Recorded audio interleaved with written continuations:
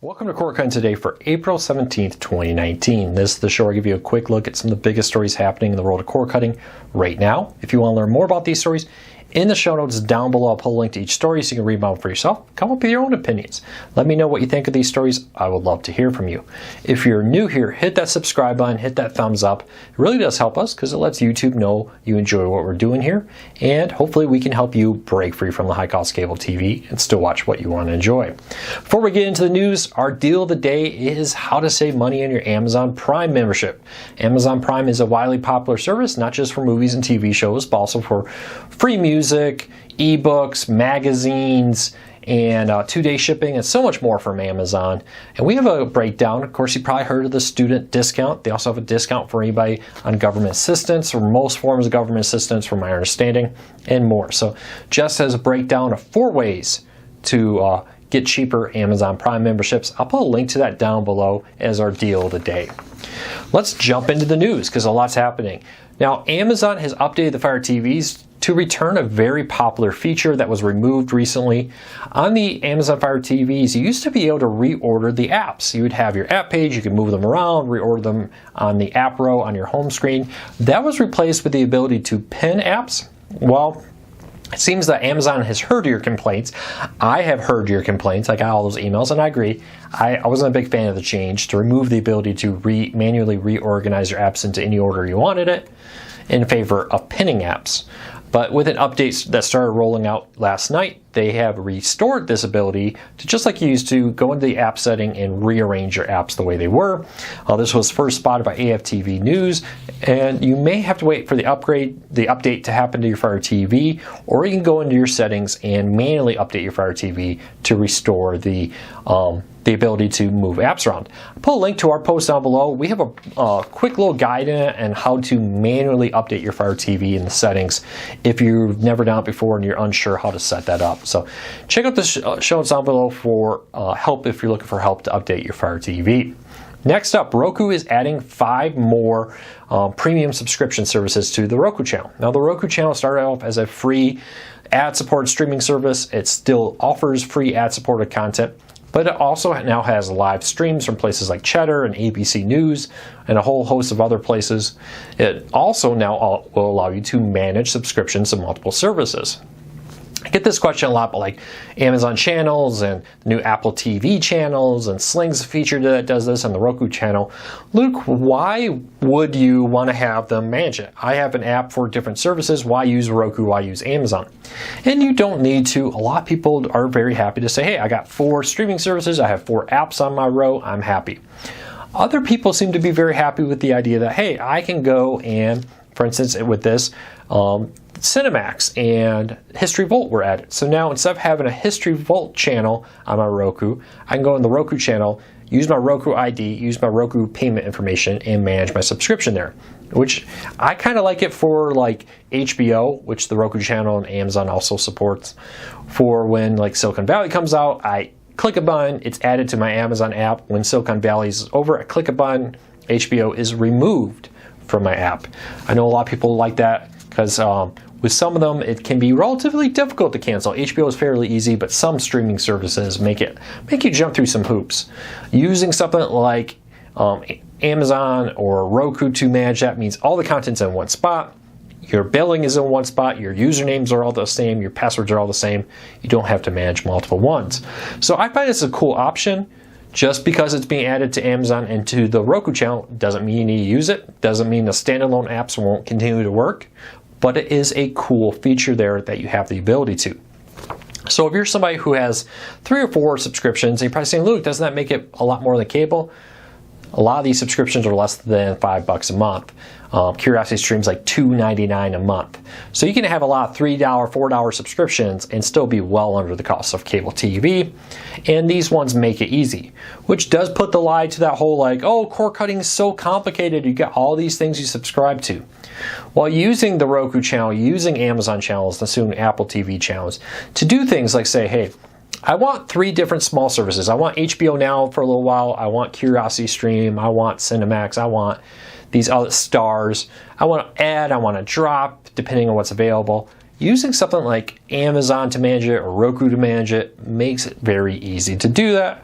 I kind of think this is kind of one of the features of cord cutting, the ability to very easily come in here and add, drop, manage content all from a single app, all from a single account, all in a single place. Just will make it easier for a lot more people who maybe don't want to jump around between different apps and different services. Keep an eye on this. I think this is going to be interesting, that more and more places are going to continue to add this feature to the Roku channel, to Sling TV, to Apple TV, to Amazon, and even Pluto TV has been rumored to be launching a similar service like that. So keep your eyes on it. I'd love to hear from you. Do you use a service like Amazon or the Roku channel? Why do you like it? Do you enjoy it? I'd love to hear from you. Let us know your little mini review down in the comments. Maybe you'll help somebody else decide if something like this is for them or maybe not for them. Maybe this is not what they want to use. Maybe this is not a good option for them. All right, next story up. T-Mobile and Comcast are cracking down on robocalls. So this is something that's been a huge issue, and there is a cord cutting tie in here, so hang in here with me. These robocalls, they call it, and you probably heard the ones, your car warranty is expired, you gotta get a new one. Your IRS is after you. This, and this. But we're also seeing a growing trend of, hey, your Netflix account needs to be reset, or Roku is calling you. Well, Roku and Netflix are not calling you. They're scammers trying to get your personal information. Bank account, they do this bank accounts and more. Earlier this year, T-Mobile, Verizon, and many others rolled out as the FCC has supported a new set of rules with this. And now T-Mobile is rolling out additional features along with Comcast to really crack down on this. This new STIR, which I'm going to read this, Secure Technology Identification, whatever. The short end of it is it's a system to spot fake calls. It's a system to spot calls that are spoofing their address, spoofing their number, and more, and block them. The goal is to cut back on robocalls by cracking down on the number of fake ID calls, the fake, phone numbers. We call back and it's really not even a phone number. So T-Mobile is now live with this. Comcast is by the end of the year they'll be rolling it out. Look for more device phone makers to do this, because we are seeing this targeting more and more streaming services. As Netflix gets closer to 150 million subscribers, hey, well, there's a lot of people here. If they call a random phone number, it's very likely that you are a Netflix customer, and they will likely be able to scam you, hopefully is what they're hoping. As opposed to hoping they call and say they're from Bank of America. Anybody ever get those Bank of America calls where you're not even a Bank of America customer, or an email? Your Bank of America account needs to be reset. I'm like, I don't even have a Bank of America account. And I did check my credit report. I did look at that, but they're shooting darts at a wall, hoping it hits somebody who does, that falls for it. They're starting to do the same thing with Netflix, Hulu, Roku, and more. So the good news is T-Mobile is cracking down on it. The bad news is you have to be careful too, because what they often do is they resell these accounts if they get access to it, and then they may upgrade it. Not a week goes by that I don't hear somebody say, hey, my Sling or my PlayStation Vue account got upgraded to a more expensive package.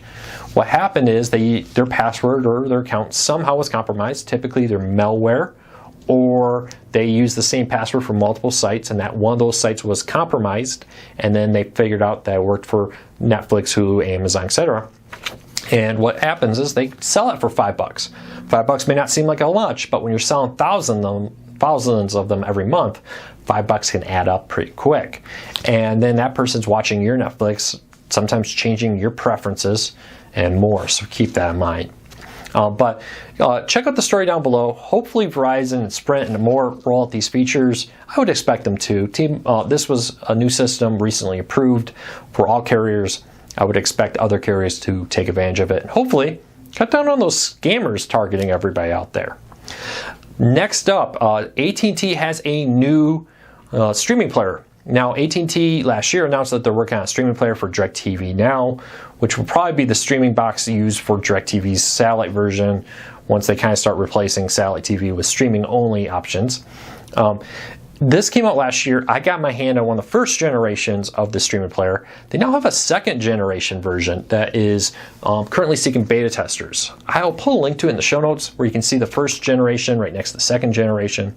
The big difference here with this streaming player, which is basically a cable box for streaming. When you boot it up, it launches directly into DirecTV Now. It only says DirecTV on it. All the branding on it is for DirecTV, which really does make me think that this is for a long-term plan, because they've already announced intention to end support for satellites. They won't be launching any more satellites in space. Someday they hope to have all satellite customers streaming. But the first generation of this streaming player, which is a lot like an Air TV to a point, without the ability to connect an antenna to it, the first generation had a remote that a lot of people didn't like. It was very stiff. It was some of my complaints. The layout was a little weird. The controls are very stiff and very uncomfortable to use, to be honest with you. While AT&T has a new version with a brand new remote. Looks very similar, but the buttons have all been redone. The D-pad, the little up, down, left, right controls have been redone. There's a new button on it, and some of the buttons have been completely moved around. The number pad is bigger. The voice control button is bigger. So AT&T seems to have taken all the feedback from the first generation testers, put out a new remote, and is now looking for feedback from a new set of testers. It looks like if you were a first generation tester, you're not being offered to get the second generation box. If you are a DirecTV Now subscriber, check your email, because you may have gotten an email. And if you get it and don't want it, hey, let us know. We'll love to take that off your hands. We can even return it. We'd love to do a review of the second generation of the Osprey, I think they're calling it, the DirecTV Now streaming player from AT&T. So overall, it seems like the functionality, the purpose of this box to be like a cable-esque type box is still there. It just seems like they're taking your feedback and they're updating the remote and other features. Is the box itself different? We don't know. AT&T hasn't said. Without getting our hands on the box, it's hard to say what's different on the physical hardware of the box. But maybe people had wondered if the DirecTV Now streaming player was dead, because it's been a few months since we heard anything. Looks like nope, it's not dead, and they are busily working on upgrading it, fixing it, and offering you a version with your feedback in mind. So keep that in mind.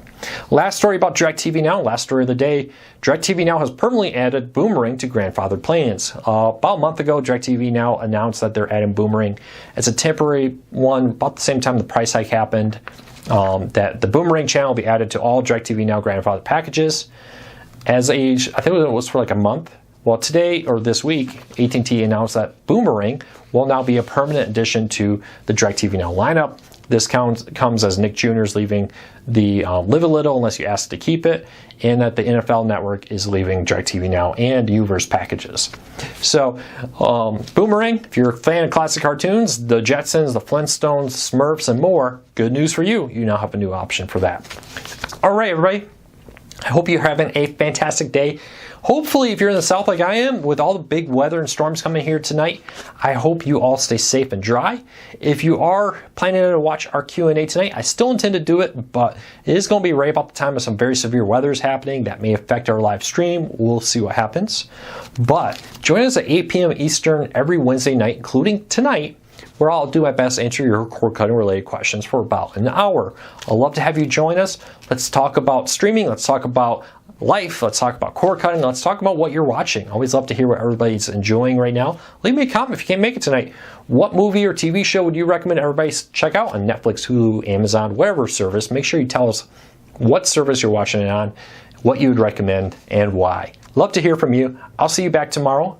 Hopefully tonight, weather permitting. We'll see you here on our YouTube channel. Thanks, everybody. Have a great day.